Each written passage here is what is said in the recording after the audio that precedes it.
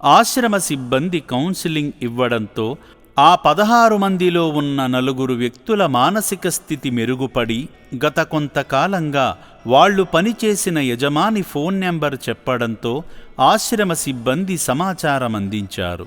స్పందించిన యజమాని సాయిగౌడ్ గారు హైదరాబాదు నుండి అమ్మా నాన్న అనాథ ఆశ్రమానికి అక్టోబర్ 10 సాయంత్రం వచ్చారు.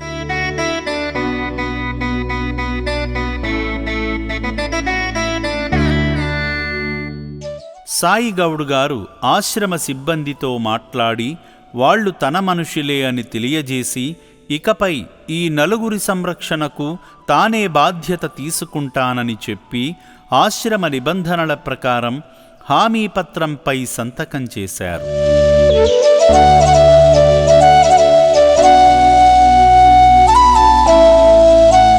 సాయిగౌడ్ గారు ఆ 4 తీసుకుని సంతోషంగా వారి వాహనం మీద తీసుకువెళ్లారు.